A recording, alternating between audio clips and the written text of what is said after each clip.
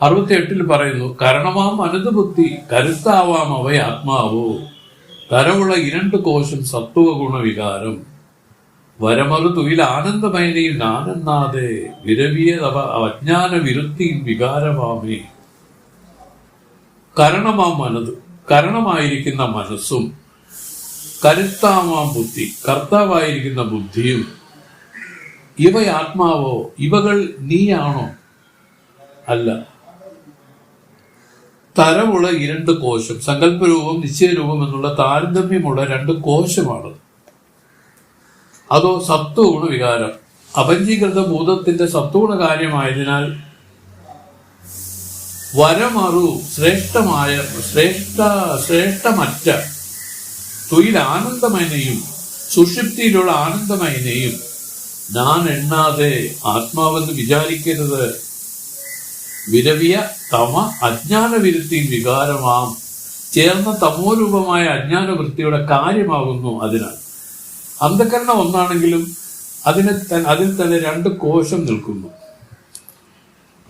കരണഭാവത്തിനാലും കർത്തൃഭാവത്തിനാലും ഒരേ അന്ധകരണത്തിൽ ഭേദമുള്ളത് കൊണ്ട് അങ്ങനെ കരണമാം മനത് ബുദ്ധി, കരുത്താവാം ബുദ്ധി എന്ന് പറഞ്ഞിരിക്കുന്നതാണ്. ഇവിടെ പിരിയുന്ന വിധം പറയുക എങ്ങനെയാണ്? താൻ ആത്മസ്വരൂപമായ തന്നെ ഈ ഭൂതകാര്യങ്ങളിൽ നിന്ന് പിരിച്ച് എങ്ങനെയാണ് അറിയേണ്ടതെന്നുള്ള ചോദ്യത്തിന്റെ ഉത്തരം പറയുന്നു. ഇത് പിരിച്ചറിയാത്ത വിവേകമാണ് ഇതിൽ വേണ്ടത്. വേറെ ഒന്നും ചെയ്യേണ്ട. കേവലം ധരിക്കുന്നത് തന്നെ, ആ ബുദ്ധിയിൽ അത് ധരിക്കുന്നത് തന്നെ ഇതിന്റെ പിരിയലാണ്. ഇവിടെ ആദ്യം പറഞ്ഞു, ഉടൽ നാനെന്നും അറിവിനെ കൊല്ലൽ വേണ്ടും. ഞാൻ ഈ ദേഹമാണെന്നുള്ള അറിവുണ്ടല്ലോ, അതാണ് ആ സത്യബുദ്ധി. അതിനെ നശിപ്പിച്ചു കളയണം. പിണമാകും ഉടൽ നാനെന്നും അറിവിനെ കൊല്ലൽ വേണ്ടും. ചില കാലങ്ങളിൽ പിണമായി വീഴ്ന്നു പോകുന്ന അന്നമയ കോശമാകുന്ന സ്ഥൂലദേഹത്തെ ആത്മാവെന്ന് കരുതുന്ന ഭ്രാന്തിയെ പൂർണ്ണമായും ഇല്ലാതാക്കണം. കാരണം ആയുഭൂത വികാരമല്ലോ ഇത് പഞ്ചീകൃത മഹാഭൂതങ്ങളുടെ കാര്യമായതിനാൽ ആണ്. അതുപോലെ വെറിയതോർ തുരുത്തി മൂക്കിൽ ഒരു തോൽ തുരുത്തിയെ പോലെ മൂക്കിനാൽ കാറ്റ് വിടുന്നത് പോലെ ഏറിപ്രാണനും നീ അല്ലേ. വീശുന്ന ജഡമായ പ്രാണമയ കോശവും നീ അല്ല. ഇരാജത ഗുണവികാരം അത് അപഞ്ചീകൃത ഭൂതങ്ങളുടെ രജോ ഗുണകാര്യമാകുന്നു എന്ന് പറഞ്ഞതാണ് ചെയ്തത്. 67ാമത്തെ പദ്യം. 68 പറഞ്ഞു, മനസ്സും ബുദ്ധി കാരണമായിരിക്കുന്ന മനസ്സും കരുത്താമാ ബുദ്ധി, കർത്താവായിരിക്കുന്ന ബുദ്ധിയും ആത്മാവാണോ നീയാണോ എന്നാണ്. ആത്മാവെന്ന് വെച്ചാൽ നീയാണോ എന്നാണ് അതിന്റെ അർത്ഥം. തരമുള്ള 2 കോശം, സങ്കല്പരൂപം നിശ്ചയരൂപം എന്നുള്ള താരതമ്യമുള്ള 2 കോശം മാത്രമാണവ. അത് മാത്രമല്ല സത്വഗുണ വികാരം അപഞ്ചീകൃത ഭൂതത്തിന്റെ സത്വഗുണ കാര്യമായതിനാൽ വരമാറ് ശ്രേഷ്ഠമറ്റ തൊഴില ആനന്ദമയനെയും സുഷുപ്തിയിലുള്ള ആനന്ദമയനെയും ഞാൻ എണ്ണാതെ ആത്മാവെന്ന് വിചാരിക്കരുത്. വിരവിയ തമ അജ്ഞാനവൃത്തിയും വികാരമാണ് ചേർന്ന തമോരൂപമായ അജ്ഞാനവൃത്തിയുടെ കാര്യമാകുന്നു. അതിനാൽ ഇവിടെ പുണ്യസ്വാമ്യം എഴുതിയിരിക്കുന്നത് അന്ധകരണം ഒന്നാണെങ്കിലും അതിൽ തന്നെ 2 കോശം നിൽക്കുന്നു. 2 കോശം നിൽക്കുന്നു. കരണഭാവത്തിനാലും കർത്തഭാവത്തിനാലും ഒരേ അന്ധകരണത്തിൽ ഭേദമുള്ളത് കൊണ്ട് അങ്ങനെ കരണവും കരുത്താവും. കരണമാം മനസ്സ് കരണമാണ്. കരുത്താവാം ബുദ്ധി കർത്താവാണ്. ഇങ്ങനെയാണ് പറഞ്ഞ് ഇത് അവസാനിപ്പിച്ചിരിക്കുന്ന സ്വാമി. ഇതെന്തിനാണ് ഈ പറഞ്ഞത്? ഇതാണെന്ന് ധരിച്ചാൽ ഈ വിവേകം കൊണ്ട് ആത്മസ്വരൂപമായ തനിക്ക് ആത്മസ്വരൂപമായി തന്നെ നിലകൊള്ളാൻ സാധിക്കും. അതിനാണ് താൻ ആത്മാവാണ്, അറിവാണ്. ഇതെല്ലാം ഇതിൽ തോന്നുന്ന കാര്യങ്ങളുമാണ്. കരണവും കർത്താവും ബുദ്ധിയൊക്കെ ഇതിന്റെ സ്വഭാവങ്ങളാണ്.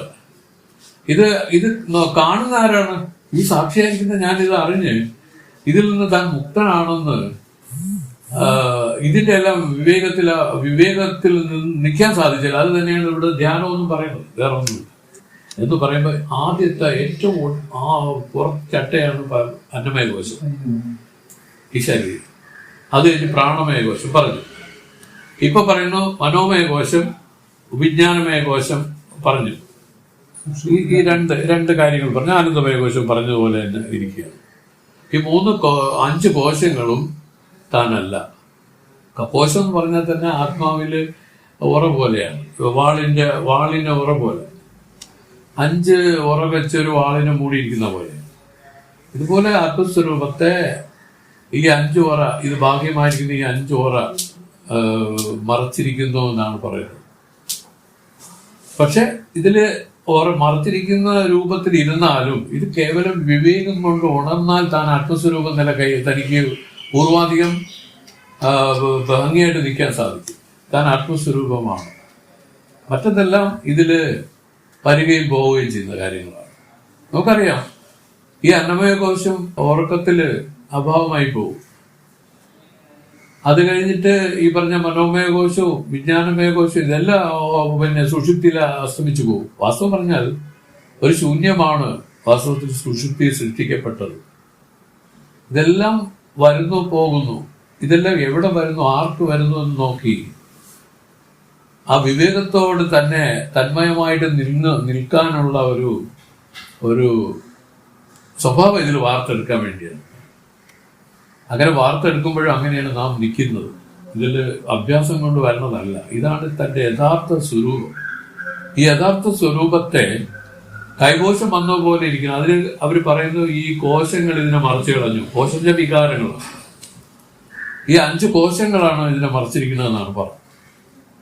അങ്ങനെ ഓരോ കോശങ്ങളെയും എങ്ങനെയാണ് ആത്മാവല്ലെന്ന് തള്ളി ഇത് താൻ ആത്മസ്വരൂപമായിട്ട് മാത്രമായിട്ട് അറിവായിട്ട് മാത്രം നിൽക്കാൻ തനിക്ക് സാധിക്കുന്നത് നോക്കുന്നതിനെയാണ് പറഞ്ഞത്. വിവേകമൊന്നും മതി. ഇതെല്ലാം ഈ അന്നമയ കോശം, ഈ പ്രാണമയ കോശത്തെ പറഞ്ഞത് എന്താണെന്നറിയാമോ? കൊല്ലന്റെ തുരുത്തിയില് ഒരു സാധനം ഉണ്ടല്ലോ, കാറ്റ് നിറയ്ക്കുകയും വിടുകയും ചെയ്യുന്നത്. അതുപോലെയാണ് നമ്മുടെ ഈ പ്രാണമയ കോശം ഇരിക്കുന്നത്. അപ്പൊ വാസ്തവത്തിൽ ജഡമാണത്. ഈ പ്രാണമയ കോശം തന്നെ അറിയപ്പെടുകയാണ്. ഇത് രജോ ഗുണത്തിന്റെ കാര്യമാണ്. ഇതൊക്കെ നമുക്ക് പറഞ്ഞു തന്നത് കേവലം ഈ വിവേകത്തോടുകൂടി നിന്നാൽ ഈ പ്രാണമയ കോശം ഇതിൽ വെറുതെ ഒരു കാര്യമാണെന്ന് നമുക്ക് മനസ്സിലാവും. എന്നിട്ട് ആത്മാവിനെ ഇതിൽ നിന്നും പിരിച്ചു കാണാൻ സാധിക്കും. ഇങ്ങനെയാണ് ആ ഒരു കാര്യം ലോജിക്കായിട്ട് പറഞ്ഞിരിക്കുകയാണ്. ഈ 69ാമത്തെ പദ്യത്തിൽ പറയുന്നു, സത്തൊട് ചിത്ത ആനന്ദം സമം സ്ഥിരം സാക്ഷിയേകം നിത്യം വ്യാപി ആത്മാ നീ അതുവാ വരന്ത് ഒത്തൊട് ചടതുക്കാതി പൊരുന്തു ഭേദങ്ങളാന കുത്തിര പഞ്ചകോശ കുകവിട്ട് വെളിയിലാവായി. ഇത്തിരി പറഞ്ഞല്ലോ. ഇനി ഇതിന്റെ യഥാർത്ഥ സ്വരൂപത്തെ പറ്റിയും കൂടെ പറയാം. അതെങ്ങനെയെന്ന് വെച്ചാൽ, സത്തൊട് ചിത്ത ആനന്ദം സമം സ്ഥിരം സാക്ഷി ഏകം നിത്യം വ്യാപി ആത്മാ നീ അതുവാ വരന്ത് ഒത്തൊട് ചടതുക്കാതി പൊരുന്തു ഭേദങ്ങളാന കുത്തിര പഞ്ചകോശ കുകവിട്ട് വെളിയിലാവായി.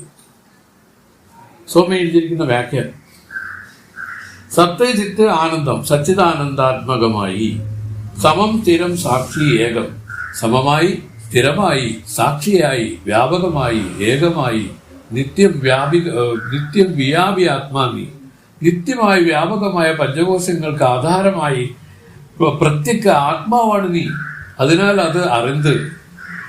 അത് നീ അറിന്ത് അങ്ങനെയുള്ളതായ പ്രത്യേക ആത്മാവായി നിന്നെ നീ അറിഞ്ഞ് പൊത്തു ജഡം ദുഃഖാദി അനന്ത ജഡ ദുഃഖാത്മകമായി പൊരുന്തു ഭേദങ്ങളാന ചേർച്ചയുള്ള മുമ്പ് പറഞ്ഞ ആത്മസ്വഭാവത്തിന് വിപരീതമായ സ്വഭാവമുള്ള അനാത്മവർഗങ്ങളായ കുത്തിര പഞ്ചകോശ കുകവിട്ട് ഈ പഞ്ചകോശത്തോടുകൂടിയ വഞ്ചകത്തോടുകൂടിയ പഞ്ചകോശങ്ങളായ ഗുഹകളിൽ ആത്മത്വഭ്രാന്തിയെ ഒഴിച്ച് വെളിയിലാവായി വ്യതിരിക്തനാകുക. ഒട് എന്ന് പറഞ്ഞിരിക്കുന്നത് ആദിശബ്ദത്താൽ വിഷമം, അസ്ഥിരം, സാക്ഷ്യം, അനേകം, അനിത്യം, വ്യാപ്യം എന്നിവയും മനസ്സിലാക്കുക. ജാഗ്രാതി അവസ്ഥകളിൽ ഒരവസ്ഥയിൽ പോലും അഭാവമാകാതെ സർവ അവസ്ഥകളിലും സാക്ഷിയായിരിക്കുന്നതിനാൽ ആത്മാവ് സത്ത്. അന്നമയാദി കോശങ്ങൾ ഒരവസ്ഥയിൽ ഭാവമായി കാണപ്പെട്ട് മറ്റൊരവസ്ഥയിൽ കാണപ്പെടാത്തതിനാൽ അസത്ത്. കോശങ്ങളുടെ ഭാവാഭാവങ്ങളെ ആത്മാവ് സർവ അവസ്ഥകളിലും ഇരുന്ന് അറിയുന്നതിനാൽ ചിത്ത്. അവ അന്നമയാദി കോശങ്ങൾ അറിയപ്പെടുന്നതിനാൽ ജഡം. അന്നമയാദി കോശങ്ങൾ അറിയപ്പെടുന്നതിനാൽ ജഡം. കോശങ്ങൾ വെറുപ്പായി കൈവിടപ്പെടുന്നതിനാൽ ദുഃഖം. ആത്മാവ് പരമപ്രേമാസ്പദമായി കൈവിടപ്പെടാത്തതിനാൽ ആനന്ദം. കോശങ്ങൾ താരതമ്യമുള്ളതായിരിക്കുന്നതിനാൽ വിഷമം. ആത്മാവ് കോശങ്ങളിൽ സത്താകാരമായി താരതമ്യമില്ലാതെ ഇരിക്കുന്നതിനാൽ സമം. കോശങ്ങൾ ഒരവസ്ഥയിൽ ഇരുന്ന് മറ്റൊരവസ്ഥയിലേക്ക് നഴുവിപ്പോകുന്നതിനാൽ അസ്ഥിരം. ആത്മാവ് സർവ അവസ്ഥകളിലും നഴുവാതിരിക്കുന്നതിനാൽ സ്ഥിരം. കോശങ്ങൾ ശണ്ട കൂടുന്നവരെ പോലെ വികാരികളായി അവരവരുടെ തൊഴിലുകളിൽ പ്രവർത്തിക്കുന്നതിനാൽ സാക്ഷ്യം. ശണ്ടയെ കാണുന്നവനെന്ന ആത്മാവ് ഉദാസീനനായി അവകളിൽ തോന്നിപ്പിക്കുക മാത്രമായിരിക്കുന്നതിനാൽ സാക്ഷി. കോശങ്ങൾ സ്വഗതാതിഭേദമുള്ളതിനാൽ അനേകം. ആത്മാവ് സ്വഗതാതിഭേദരഹിതനാകയാൽ ഏകം. കോശങ്ങൾ അവസ്ഥകളിൽ തോന്നിമറിയുന്നതിനാൽ അനിത്യം. ആത്മാവ് അങ്ങനെ അല്ലാതെ സദോദയമായിരിക്കുന്നതിനാൽ നിത്യം. കോശങ്ങൾ ദേശകാലാദി പരിച്ഛേദമുള്ളതാകയാൽ വ്യാപ്യം. ആത്മാവ് ദേശകാലാദി പരിച്ഛേദ ശൂന്യമായതിനാൽ വ്യാപി എന്നറിയുക. ഇവിടെ സച്ചിദാനന്ദാദി ബ്രഹ്മലക്ഷണങ്ങളെ ആത്മാവിൽ പറഞ്ഞിരിക്കുന്നതിനാൽ ആത്മാവാണ് ബ്രഹ്മം എന്നത് വന്നു. ബ്രഹ്മം ആത്മാവിൽ നിന്നും ഭിന്നമെന്ന് വന്നാൽ ഘടം പോലെ ബ്രഹ്മവും അനാത്മാവാകും. ബ്രഹ്മം അനാത്മാവെന്ന് ശ്രുതി പുരാണ ഇതിഹാസാദികളിൽ പറയുന്നില്ല. അങ്ങനെ പറയുന്ന ശ്രുതി വിരുദ്ധമാണ്. അതിനാൽ അങ്ങനെ പറയുന്നത് ശ്രുതി വിരുദ്ധമാണ്. അതിനാൽ ആത്മാവാണ് ബ്രഹ്മം എന്ന് ഊഹിക്കുക. അനാത്മാവായ പഞ്ചകോശങ്ങളും ആത്മാവായി തോന്നിക്കുന്നതിനാൽ കുത്തിര പഞ്ചകോശം എന്ന് പറഞ്ഞിരിക്കുന്നു. പഞ്ചകോശങ്ങൾക്ക് കൈവിട്ട്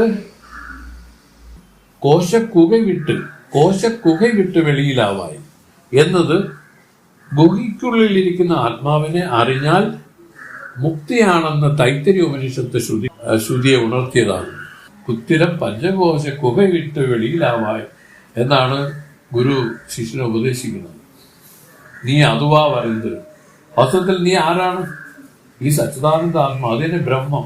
ഈ ബ്രഹ്മമായിട്ട് നിന്നെ അറിഞ്ഞ് ഇതില് തോന്നുകയും മറയുകയും ചെയ്യുന്ന ഈ കോശങ്ങളും അതിന്റെ കാര്യങ്ങളും വിവേകം കൊണ്ട് ഉണർന്ന് അതിൽ അല്പം പോലും പ്രാധാന്യമില്ലാതെ നിന്ന് നീയായിട്ട് നിന്ന് നിലകൊണ്ട് ഇതിനെ അറിയാൻ ശ്രമിക്കണം. ആ സമാധിയിൽ വരണം. നിർവികൽപ്പ സമാധി സംഭവിച്ചാൽ തന്നെ ഉള്ളതുപോലെ അറിയാൻ സാധിക്കും. താൻ പ്രകാശിക്കാതെ ഇരിക്കുകയല്ല, പക്ഷെ അതിനെ അറിയാനുള്ള ഒരു അന്ധകരണ ശുദ്ധി ഇവിടെ വരുന്നില്ല. കാരണം ലോകകാര്യങ്ങളിൽ ഈ ഭ്രമത്തെ ഉണ്ടാക്കിക്കൊണ്ടിരിക്കുകയാണ് ഇപ്പോഴും. അതിനെയാണ് ഗുരു പറഞ്ഞ് ഇല്ലായ്മ ചെയ്യുന്നത്. ഇതാണ് ഈ പദ്യം. പ്രധാനപ്പെട്ട ഒരു പദ്യം 69. നിത്യം വ്യാപി ആത്മാ. പഞ്ചകോശങ്ങൾക്ക് ആധാരമായി പ്രത്യേകാത്മാവാണ് നീ. അതുവായി അറിഞ്ഞത്. അങ്ങനെയുള്ള പ്രത്യേകാത്മാവായി നിന്നെ അറിഞ്ഞ് പൊത്ത് ചടം ദുഃഖാദി അനന്ത ജഡ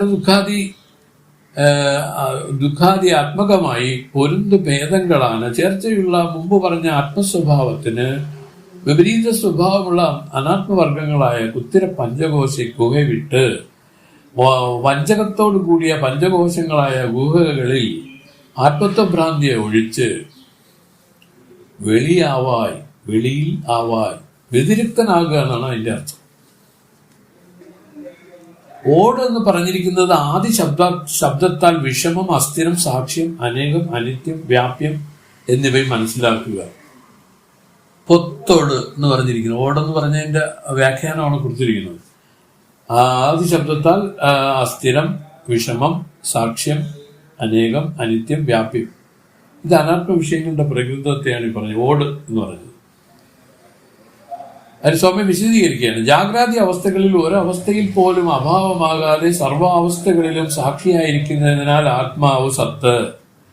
അന്നമയാദി കോശങ്ങൾ ഒരവസ്ഥയിൽ ഭാവമായി കാണപ്പെട്ട് മറ്റൊരവസ്ഥയിൽ കാണപ്പെടാത്തതിനാൽ അസത്ത്.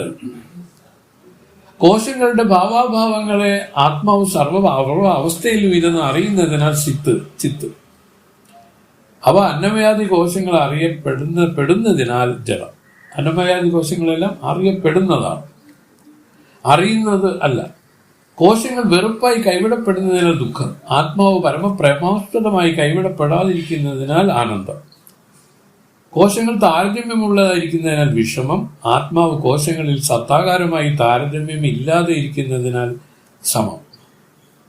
കോശങ്ങൾക്ക് ഒരവസ്ഥയിലിരുന്ന് മറ്റൊരവസ്ഥയിലേക്ക് നഴുവിപ്പോകുന്നതിനാൽ അസ്ഥിരം. എന്നാൽ ആത്മാവ് സർവാവസ്ഥകളിൽ നിന്ന് നഴുവാതിരിക്കുന്നതിനാൽ സ്ഥിരം. കോശങ്ങൾ ശണ്ട കൂടുന്നവരെ പോലെ വികാരികളായി അവരവരുടെ തൊഴിലുകളിൽ പ്രവർത്തിക്കുന്നതിനാൽ സാക്ഷ്യം. ശണ്ടയെ കാണുന്നവരെന്ന പോലെ ആത്മാവ് ഉദാസീനനായി അവകളെ തോന്നിപ്പിക്കുക മാത്രമായതിനാൽ സാക്ഷി. കോശങ്ങൾ സ്വഗതാദി ഭേദമുള്ളതിനാൽ അനേകം. ആത്മാവിൽ സ്വഗതാദി ഭേദ രഹിതമായതിനാൽ ഏകം. ആത്മാവ് കോശങ്ങൾ അവസ്ഥകളിൽ തോന്നി മറയുന്നതിനാൽ അനിത്യം. ആത്മാവ് അങ്ങനെ അല്ലാതെ സ്വതോദയമായിരിക്കുന്നതിനാൽ നിത്യം. കോശങ്ങൾ ദേശകാലാദി പരിച്ഛേദം ഉള്ളതാകയാൽ വ്യാപ്യം. ആത്മാവ് ദേശകാലാദി പരിച്ഛേദ ശൂന്യമായതിനാൽ വ്യാപി. വ്യാപ്യം വ്യാപി. ഇവിടെ സച്ചിദാനന്ദ ആദി ബ്രഹ്മലക്ഷണങ്ങളെ ആത്മാവിന് പറഞ്ഞിരിക്കുന്നതിനാൽ ആത്മാവാണ് ബ്രഹ്മം എന്നത് വന്നു. ബ്രഹ്മം ആത്മാവിൽ നിന്ന് ഭിന്നമെന്ന് വന്നാൽ ഘടം പോലെ ബ്രഹ്മവും അനാത്മാവായി വരും. ബ്രഹ്മം അനാത്മാവെന്ന് ശ്രുതി പുരാണ ഇതിഹാസങ്ങളിൽ പറയുന്നില്ല. അങ്ങനെ പറയുന്നത് ശ്രുതി വിരുദ്ധവുമാണ്. അതിനാൽ ആത്മാവാണ് ബ്രഹ്മം എന്ന് ഊഹിക്കുക. അനാത്മാവായ പഞ്ചകോശങ്ങളും ആത്മാവായി തോന്നിക്കുന്നതിനാൽ കുത്തിര പഞ്ചകോശം എന്ന് പറഞ്ഞിരിക്കുന്നു. പഞ്ചകോശ കുകൈ വിട്ട് വെളിയിലാവ എന്നത് ഗുഹയ്ക്കുള്ളിലിരിക്കുന്ന ആത്മാവിനെ അറിഞ്ഞാൽ മുക്തിയാണെന്ന് തൈത്തിരീയ ശ്രുതികളെ ഉണർത്തിയതാകുന്നു. ഇതാണ് 69ാമത്തെ പദ്യം. നമുക്ക് കൂടുതൽ വർണ്ണിക്കേണ്ട കാര്യങ്ങളില്ല. കാരണം ഇത് എങ്ങനെയാണ് പിരിയണതെന്ന് ചോദിച്ചു. എങ്ങനെയാണ് ഈ പഞ്ചകോശങ്ങളിൽ നിന്ന് ആത്മാവായിട്ട് തന്നെ പിരിച്ചറിയേണ്ടത് എന്ന് ചോദിച്ചപ്പോൾ ഇവർ പറഞ്ഞു കൊടുത്ത ഒരു വിവേകമാണിത്. ഇത് വാസ്തവത്തിൽ ഇതിന് വിവേക വിചാരണയാണ് ഇതിനുള്ള മരുന്ന്, വേറെ ഒന്നുമല്ല. ധ്യാനിക്കുക എന്ന് പറഞ്ഞാൽ പോലും വിചാരമില്ലാത്ത ധ്യാനം പ്രയോജനമില്ല. ധ്യാനം എന്ന് പറഞ്ഞാലും ഈ ശ്രുതി സമ്മതമായി വളരെ ഏകാന്തമായിട്ട് വിചാരം ഏർപ്പെട്ടിരിക്കുന്നവരും ഇതിൽ കൈവരണം. ഇതാണ് നമ്മുടെ ജ്ഞാനത്തിലേക്ക് ലീഡ് ചെയ്യുന്നത്. മറ്റതെല്ലാം വീണ്ടും ഏതെങ്കിലുമൊക്കെ ചില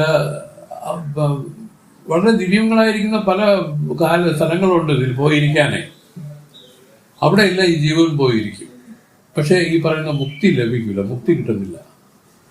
മുക്തി അടയണമെങ്കിൽ ജ്ഞാനം കൊണ്ടേ പറ്റൂ. ആ ജ്ഞാനമാണെങ്കിലോ വിചാരത്തെ കൂടാതെ വിവേകത്തെ കൂടാതെ സംഭവിക്കുകയില്ല. അതുകൊണ്ടാണ് വിവേക വിചാരണയെ സ്വാമി ഇവിടെ അതിന് തിരികൊളുത്തുകയാണ് ചെയ്യുന്നത്. ഈ മഹത്തുക്കൾ നീ ഒന്ന് ആലോചിച്ച് നോക്കൂ. ആരാണ് ഈ ആരാണെന്നൊന്ന് വിചാരിച്ച് നോക്കുന്നൊക്കെ പറഞ്ഞ് രമണ ഭഗവാനൊക്കെ പോലുള്ള വലിയ വലിയ വസ്തുക്കളൊക്കെ ഈ വിചാരത്തിന്റെ തിരി അവിടെ കത്തിച്ച് വിട്ടാണ് ചെയ്തത്. അപ്പൊ തന്നെ തേടുന്ന രൂപത്തിൽ ആ വിചാരം ഇതില് ഉത്ഭവിച്ചാൽ അവർ പറയുന്നു ഈ വിവേക വിചാരം തന്റെ ആത്മസ്വരൂപത്തിലെ കരതലാമലകം പോലെ കാട്ടിത്തരും.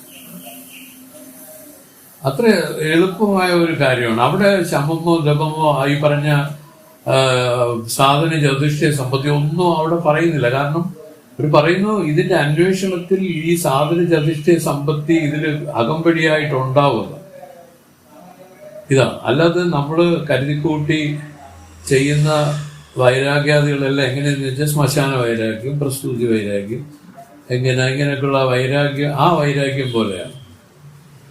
ഈ വൈരാഗ്യം ഇതിന്റെ അന്വേഷണത്തിൽ സ്വാഭാവികമായി ഇരിക്കുകയാണ്. ആ ജിജ്ഞാസ ഇതിൽ സംഭവിച്ചാൽ ഒന്നിന്റെ ആവശ്യമില്ലാതെ തന്നെ ആ പുരുഷാർത്ഥത്തെ അടയും. 70 പഞ്ചകോശവും വിട്ടപ്പാൽ പാർക്കിന്റെ പൊഴുതു പാഴേ വിഞ്ചിന അതുമല്ലാമൽ വേറൊന്നും തെരിയെ കാണേ അഞ്ജന ഇരളയോ നാൻ അകമെനും അനുഭവിപ്പേൻ വഞ്ചമിൽ കുരുവേ എന്റെ മകൻ മതി തെളിയ ചൊല്ലുവാർ. പഞ്ചകോശവും വിട്ടപ്പാൽ പാർക്കിന്റെ പൊഴുതു പാഴേ വിഞ്ചിയത് അതും അല്ലാമൽ വേറൊന്നും തെരിയെ കാണേ അഞ്ജന ഇരളയോ നാൻ അകമെനും അനുഭവിപ്പേൻ വഞ്ചമിൽ ഗുരുവേ എന്റെ മകൻ മതി തെളിയ ചൊല്ലുവാർ. വ്യാഖ്യാനം: ഈ പഞ്ചകോശങ്ങളും വിട്ടു, അതായത് അന്നമയം മുതലായ 5 കോശങ്ങളെയും സ്വാമികൾ ഉപദേശിച്ച മാതിരി നേതി ചെയ്ത് അപ്പാൽ മേൽ പാർക്കിന്റെ പൊഴുത് നോക്കുമ്പോൾ പാഴേ വിഞ്ചിയത്, ശൂന്യമാണ് ശേഷിച്ചത്. അതുമല്ലാமல் വേറെ ഒരു വസ്തുവും തെരിയ കാണാൻ ഇതല്ലാതെ വേറെ ഒരു വസ്തുവും തോന്നുന്നില്ല. അതിനാൽ അഞ്ജന ഇരുളയോ അന്ധകാരം പോലെയുള്ള ശൂന്യത്തിനെ ആണോ സ്വാമി ഞാൻ അകമെന അഹം ബ്രഹ്മമെന്ന് അനുഭവിക്കാനുള്ളത്? ഈ ശൂന്യത്തിനെയാണോ സ്വാമി എന്ന് ചോദിക്കും. വഞ്ചമിൽ ഗുരുവേ എൻ്റെ കപടവർജിതരായ ഗുരുവേ എന്ന് പറഞ്ഞു. മകൻ മതി തെളിയ ചെല്ലുവാർ. ശിഷ്യന്റെ ബുദ്ധി തെളിയുന്ന വിധം ഉപദേശിക്കാൻ തുടങ്ങി. പഞ്ചകോശങ്ങളെ നേതി ചെയ്ത് ഒഴിച്ചപ്പോൾ അവകളുടെ അഭാവമായ ശൂന്യത്തെ കണ്ടിട്ട് ഇതിനെ ഞാനെന്ന് ഭാവിക്കുകയാണെങ്കിൽ ഞാൻ ശൂന്യമായി പോകുമല്ലോ. ഈ ശൂന്യമാണോ പുരുഷാർത്ഥമെന്ന് പറയപ്പെടുന്നത്? അജ്ഞാന ഇരുളയോ ഞാൻ അഹമെനം അനുഭവിപ്പേൻ എന്ന് പറഞ്ഞത് സാധാരണക്കാർ ഉള്ളതുപോലെ പറയാതെ ഉപയോഗമില്ലാത്ത കാര്യങ്ങൾ പറഞ്ഞു കൊടുത്ത് ചതിക്കുന്ന വഞ്ചകരെ പോലെ അല്ലാതെ ധനത്തിൽ ആശയില്ലാതെയും കരുണ തന്നെ തിരുവുരുവായിരിക്കുന്നതിനാലും തന്നെ അടഞ്ഞവരെ രക്ഷിക്കണമെന്ന് ഉറച്ചിരിക്കുന്ന ശ്രുതി സമ്മതമായ ഉപായത്തെ അരുളുന്നത് കൊണ്ടും ആചാര്യനെ വഞ്ചമിൽ ഗുരുവേ എന്ന് പറഞ്ഞിരിക്കുന്നു. അപ്പൊ ഇങ്ങനെയാണ് ഒരാളുടെ അനുഭവം. ഈ കോശങ്ങളെയെല്ലാം നേതി ചെയ്ത് ഇതിന്റെ അവധിയിൽ വരാൻ പറഞ്ഞപ്പോൾ അതിന്റെ എല്ലാത്തിന്റെ അഭാവമായ ശൂന്യത്തെ അവർക്ക് നേരിടേണ്ടി വരും. ശിഷ്യൻ ചോദിക്കുകയാണ്, ഈ ശൂന്യമാണോ സ്വാമി വാസ്തവത്തില് ഞാൻ ആത്മാവായിട്ട് കാണേണ്ടതെന്നാണ് ചോദ്യം. സ്വാമി പറഞ്ഞു, അല്ലാതെ വേറെ ഒന്നും തിരികെ കാണേൻ, ഈ ഇരുളല്ലാതെ ഒരു അന്ധകാരം പോലുള്ള ശൂന്യത്തിനെ കാണേൻ, അനുഭവിപ്പേൻ. അതുകൊണ്ട് ഇതിന്റെ സത്യസ്ഥിതിയെ അനുഭവിക്കാൻ വഞ്ചമിൽ ഗുരുവേ, കപടവർജിതരായ അല്ലയോ ഗുരുവേ, എന്റെ ബുദ്ധി തെളിയുന്ന വിധം ഉപദേശിക്കണമെന്നും അപേക്ഷിച്ചു. പിന്നെ ഗുരുക്കന്മാരെ പറ്റി പറയുന്ന ഒരു വിശേഷം ഇതാണ്: ഉപയോഗമില്ലാത്ത കാര്യങ്ങൾ പറഞ്ഞു കൊടുത്ത് ചതിക്കുന്ന വഞ്ചകരെ പോലെ അല്ലാതെ, ധനത്തിൽ ആശയില്ലാതെ, കരുണ തന്നെ തിരുവുരുവായിരിക്കുന്നതിനാലും തന്നെ ആശ്രയിച്ച അല്ലെങ്കിൽ തന്നെ അടഞ്ഞവരെ രക്ഷിക്കണമെന്ന് ഉറച്ചിരിക്കുന്ന ശ്രുതി സമ്മതമായ ഉപായത്തെ അരുളുന്നത് കൊണ്ടും ആചാര്യനെ വഞ്ചമിൽ ഗുരുവേ എന്ന് പറഞ്ഞിരിക്കുന്നു. ഇത്രയുള്ള കാര്യം. അപ്പൊ ശൂന്യം, ആ ശൂന്യത്തെ അല്ല, ശൂന്യമാണോ എന്നുള്ള ചോദ്യമാണ് ഇവിടെ ചോദിച്ച് അവസാനിപ്പിച്ചത്. സ്വാമി അതിൽ കൊടുക്കുന്ന ഒരു മറുപടിയാണ് 71ാമത്തെ പദ്യത്തിൽ.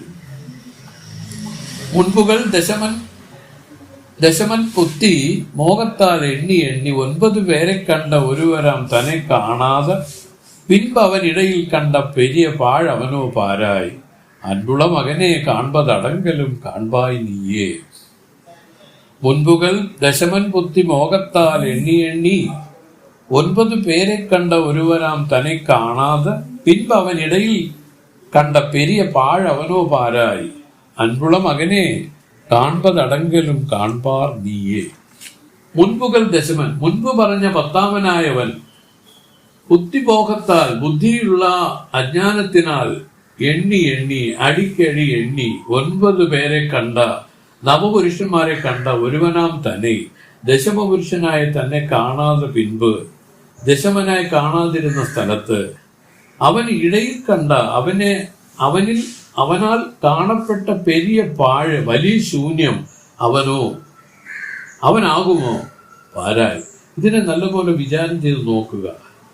അൻപുള്ള മകനെ, ഗുരുവിലും ശാസ്ത്രത്തിലും ശ്രദ്ധയുള്ള അല്ലയോ മകനെ, കാൺപതടങ്കലും നിന്നാൽ കാണപ്പെടുന്ന ശൂന്യം നീയല്ല, ശൂന്യം മുതലായ ദൃശ്യങ്ങൾ മുഴുവനും കാൺപാൻ നീയെ, കാണുന്നവനായ ചിദാനന്ദ സന്മയനാണ് നീ. ശ്രദ്ധയുള്ള മകനെ, കാൺപതടങ്കലും കാണപ്പെടുന്ന ശൂന്യം നീയല്ല, ശൂന്യം മുതലായ ദൃശ്യങ്ങൾ മുഴുവനും കാണുന്നവനായ ചിദാനന്ദ സന്മയനാണ് നീ. അൻപുള്ള എന്ന വിശേഷണം അനുഭവത്തിൽ വിശ്വാസമില്ലായ്മ ഉചിതമല്ല എന്നത് കാണിക്കുന്നു. അൻപുള്ള എന്ന് പറഞ്ഞാൽ ഇവിടെ അർത്ഥം പറഞ്ഞിരിക്കുന്നത് അനുഭവത്തിൽ വിശ്വാസമില്ലായ്മ ഉചിതമല്ല എന്നത് കാണിക്കുന്നു.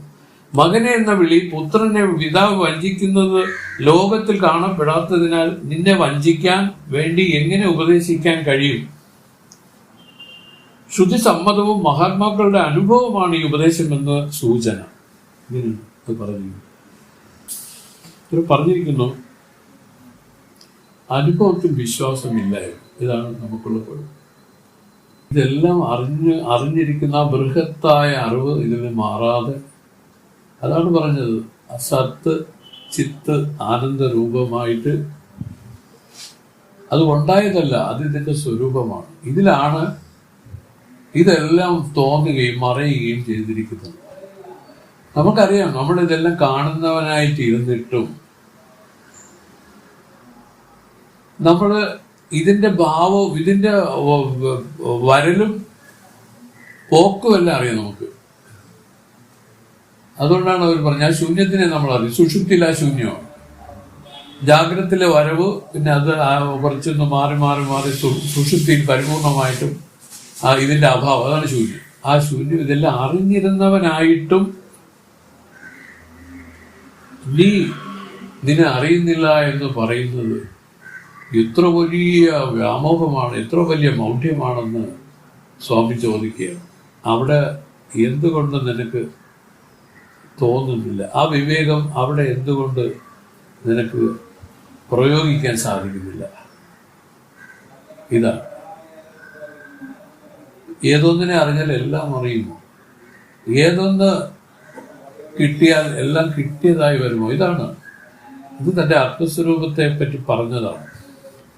ഇത് പ്രത്യേകമായിട്ട് ഇതാ ഉള്ളൂ. വാസ്തവത്തിൽ എപ്പോഴും ഉള്ള ഇതാണ്. അതാണ് ജാഗ്രത സുഷുപ്തിയിലൂടെ നിത്യവും നമുക്ക് ഈശ്വരൻ കാണിച്ചു തരുന്നത്. ഇതെല്ലാം അനിത്യങ്ങളാണ്, വാസ്തവമല്ല. പക്ഷെ നിത്യമായ ഒന്ന് ഇരുന്നാണ് ഈ അനിത്യങ്ങളെല്ലാം അറിഞ്ഞുകൊണ്ടിരിക്കുന്നത്. ആ നിത്യമായിരിക്കുന്നത് പറഞ്ഞു അത് ആത്മാവാണ്, ബ്രഹ്മമാണ്, അത് നീയാണ് എന്ന് അവര് നമ്മളെ ഉപദേശിക്കുന്നു. വിവേകം കൊണ്ട് ഈ കോശങ്ങളിലുള്ള അഭിമാനത്തെ വിട്ടു നീ നിൽക്കാൻ നിനക്ക് സാധിച്ചാൽ, അവർ പറയുന്നത് നീ ആത്മസ്വരൂപം നില തന്നെയാണ്. അത് പെട്ടെന്ന് തന്നെ നിർവികൽപ്പ സമാധിയിലേക്ക് നിന്നെ കൊണ്ടുപോകും. അത് സവികൽപ്പ സമാധി പഴകുന്നത് ഇങ്ങനെയാണ്. കേവലം ഇതിന്റെ അഭാവത്തില് ഇതെന്നുള്ള ആ ഒരു വിട്ട ലക്ഷണം കൊണ്ട് തന്റെ സ്വരൂപത്തിലേക്ക് പതുക്കെ വരുമ്പോൾ ഏതോ ഒരു സ്ഥലത്ത് വെച്ച് സ്വാമി പറയുന്നത് ഇതെല്ലാം അസ്തമിച്ച് ഒരു മറിച്ചിലുണ്ടെന്ന്. ആ മറിച്ചില് വാസ്തവത്തിൽ നിർവികൽപ്പ സമാധിയിലേക്ക് കൊണ്ടുപോകാനാണ്. പക്ഷെ നമ്മൾ അതുവരെ ഇരുന്നു കൊടുക്കുന്നില്ല ആരും. ഇതിനിടയ്ക്ക് തന്നെ ശബ്ദസ്പർശ രൂപരസ ഗന്ധങ്ങൾ ആകുന്ന ഉർവശി മേനകമാര് പ്രത്യക്ഷപ്പെടും. അപ്പൊ അതുകൊണ്ട് എന്ത് പറ്റും? അവരിൽ പിന്നെ മയങ്ങി അങ്ങനെ ഇരിക്കാനേ പറ്റും. ഒരു ശബ്ദം അത് ഈ പറഞ്ഞ കണക്ക് നമ്മുടെ വെളിയിലേക്ക് കൊണ്ടുപോയതാണ്. ശബ്ദം, സ്പർശം, രൂപം, രസം, ഗന്ധം, ഇങ്ങനെ ഇതെല്ലാം നമ്മുടെ അന്തർമുഖമാകാൻ അനുവദിക്കാതെ നിൽക്കുന്ന ഫാക്ടേഴ്സ് ആണെന്ന് നമ്മൾ നേരത്തെ തിരിച്ചറിയും. അത് തിരിച്ചറിഞ്ഞ് ആ വിവേകത്തോടുകൂടി ബാഹ്യ വിഷയങ്ങളിൽ ഉള്ള ശ്രദ്ധയെ പിൻവലിക്കണം. ഇതിന് തന്റെ ഉള്ളിലേക്ക്, ആത്മാവിലേക്ക് ആ ശ്രദ്ധയെ ചെലുത്തണം. അതാണ് അവർ പറയുന്നത്. വാസ്തവത്തിൽ ഉള്ളത് ഈ സച്ചിദാനന്ദ ആത്മാ മാത്രം, സത്യമായിട്ടുള്ളത് ഈ ആത്മാ മാത്രം. മറ്റതെല്ലാം അത് അനിത്യങ്ങൾ, അനിത ജഡദുഃഖ രൂപമായിട്ടിരിക്കുകയാണ്. ഇത് തിരിച്ചറിഞ്ഞ വിവേകത്തോടുകൂടി ഇതിനെ നിഷേധിച്ച് ഒരാൾക്ക് നിൽക്കാൻ സാധിക്കുന്നതാണ് സവികൽപ്പ സമാധി എന്ന് പറയുന്നത്. സവികൽപ്പ സമാധിക്ക് വേറൊരു വിശേഷം കൊണ്ട് ഉറക്കമില്ല, അവിടെ ഉറങ്ങില്ല. കാരണം മറ്റേ ഇത് നിഷേധിച്ചാൽ നമ്മൾ അറിയാതെ സുഷുപ്തിയിലേക്ക് പോവുകയാണ്. ഇവിടെ സുഷുപ്തിയിലേക്ക് വിടാൻ പാടില്ല. അല്ലാതെ കേവലം അറിവായിട്ട് ഉണർന്ന് അങ്ങനെ നിൽക്കുക, എത്ര സമയം നിൽക്കുക, അത് നിർവികൽപ്പ സമാധിയുടെ പ്രാരംഭമാണ്. ഇത് മനസ്സിലാക്കിയാണ് മഹത്തുക്കൾ പറഞ്ഞ ഈ ലോക വിഷയങ്ങൾ തുച്ഛമാണ്, ഇതിലൊന്നും ഭ്രമിക്കേണ്ട. പിന്നെ ശരീരം സംബന്ധിച്ചൊക്കെ കുറച്ച് കാര്യങ്ങൾ വേണമല്ലോ, അത് ആയിക്കോളൂ, അതിലൊന്നും നമുക്ക് അത് വിഷമമില്ല. പക്ഷെ എന്നാലും നമ്മുടെ ലക്ഷ്യം ഇതല്ല. നമ്മുടെ ലക്ഷ്യം സാക്ഷാത്കാരമാണ്, ആത്മസാക്ഷാത്കാരമാണെന്നുള്ള ആ ബോധം ഉണ്ടായി വന്നാൽ മതി. പതുക്കെ ഇതിന് ഈ ലോക വിഷയങ്ങളോടുള്ള പ്രാധാന്യം കുറഞ്ഞു വരും. അങ്ങനെ പിന്നീട് തന്നിലേക്ക് ആ ഒരു ശ്രദ്ധ തിരിഞ്ഞ് ആ തന്മയമായി ഇരിക്കുന്ന ഒരു നില ഇതിനുണ്ടാവും. ഇതാണ് പറയുന്നത്. സ്വാമി ഇവിടെ പറഞ്ഞു, ആ ദൃഷ്ടാന്തത്തിനെ ഒന്നുകൂടെ നമുക്കൊന്ന് പുനർചിന്തനം ചെയ്യാം. അതായത് സ്വാമി ചോദിക്കുകയാണ്, ഈ പണ്ട് ഞാനൊരു കഥ പറഞ്ഞല്ലോ, 10 പേരൊരു ആറ്റ നീന്തി ഒരു അപ്പുറത്തെ കരയിൽ പോയിട്ട് ഒരാൾ 9 പേരെ എണ്ണി മയങ്ങി വിഷമിച്ച് നിന്ന ഒരു കഥ പറഞ്ഞല്ലോ. അതില് സ്വാമി ചോദിക്കുകയാണ്, ഈ നവപുരുഷന്മാരെ കണ്ട ഒരുവനാം തന്നെ ഈ ദശപുരുഷനായ തന്നെ കാണാതെ പിൻപ് ദശമനായി കാണാതിരുന്ന സ്ഥലത്ത് അവൻ ഇടയിൽ കണ്ട അവനാൽ കാണപ്പെട്ട പെരിയ പാഴ് വലിയ ശൂന്യം അവനാകുമോ? കാരണം ഇവനില്ല എന്ന്, ഒരാളിനെ കണ്ടില്ല എന്നുള്ള ആ ഒരു വിഷമത്തിൽ ഇങ്ങനെ കുറച്ചു നേരം നിന്നില്ലേ, അതിനവർ പറഞ്ഞ പാഴെന്നാണ്, പെരിയ പാഴായിട്ട് പറഞ്ഞിരിക്കുന്നത്. ആ ശൂന്യത്തിന് കണ്ടവനായിട്ട് താൻ ഇരുന്നിട്ടും ആ ദശമ പുരുഷനാണ് 9 പേരെ എണ്ണിയത്. 9 പേരെ എണ്ണി 10ാമനായി തന്നെ കാണുന്നില്ല എന്നാണ് വിഷമിച്ച് നിൽക്കുന്നത്. വാസ്തവത്തിൽ ദശമൻ തന്നെയാണ് ദശമനെ കാണുന്നില്ല എന്ന് വിഷമിച്ച് അവിടെ നിന്നത്. ഈ ദശമൻ അപ്പൊ ഒരു ഗുരു പറഞ്ഞു, എണ്ണി നീ 10ാമൻ എന്ന് പറഞ്ഞ ആ ഉപദേശത്തെ തുടർന്ന് ഇയാൾക്ക് ജ്ഞാനം ഉണ്ടാവുകയാണ്. വാസ്തവം അതെങ്ങനെ അറിഞ്ഞു? ഈ 10ാമനായ തന്നെ എങ്ങനെ അറിഞ്ഞു? ദശമൻ എങ്ങനെ അറിഞ്ഞു? ദശമൻ കണ്ണുകൊണ്ടാണോ, കാതുകൊണ്ടാണോ, ഊഹിച്ചാണോ, ചിന്തിച്ചാണോ, സ്പർശിച്ചാണോ, എങ്ങനെ അറിഞ്ഞു? ഇതാണ് ഇവിടുത്തെ ചോദ്യം. അത് അറിഞ്ഞതില്ല, അത് അറിവായിട്ട് നിൽക്കുന്നത് നല്ലതാണ്. അതിന് അവിടെ ആ ഒരു സ്ഥലം നമ്മുടെ ഇതുവരെയുള്ള നമ്മുടെ പഴകലോ സംസ്കാരമോ അവിടെ ഇല്ല. ആ രൂപത്തിലല്ല ഇത് അറിയേണ്ടതെന്ന് കാണിക്കുകയാണ്. അപ്പം ഈ ദശമനാണ് നവപുരുഷന്മാരെ എണ്ണീട്ട് നിൽക്കുന്നത്. അത് എണ്ണീട്ട് എങ്ങനെയാണ് നിൽക്കുന്നത്? ദശമനായ തന്നെ കാണുന്നില്ല എന്ന് പറഞ്ഞ് നിൽക്കുകയാണ്. ഇത് തന്നെയാണ് അവിടെ ദുഃഖം എന്ന് പറയുന്നത്. ദുഃഖം എന്ന് പറഞ്ഞ ഇതിനെയാണ്. ഒടുവിൽ ഒരു ആപ്ത പുരുഷൻ അവിടെ വന്നു. അദ്ദേഹം പറഞ്ഞു, നിങ്ങളിൽ 10 പേരുണ്ടായിരുന്ന സ്വാമി, ഞങ്ങള് ഇപ്പൊ നീന്തി വന്നപ്പോ 9 പേരെ ഉള്ളെന്ന് പറഞ്ഞു. അപ്പോഴ് അദ്ദേഹം പറഞ്ഞു, ആരാണ് ഒന്നുകൂടെ എണ്ണൂന്ന് പറഞ്ഞു. അങ്ങനെ ഒരാൾ എണ്ണി 1, 2, 3, 9 വരെ എണ്ണിയിട്ട് വീണ്ടും പറഞ്ഞു 9 വരെ ഉള്ളത്.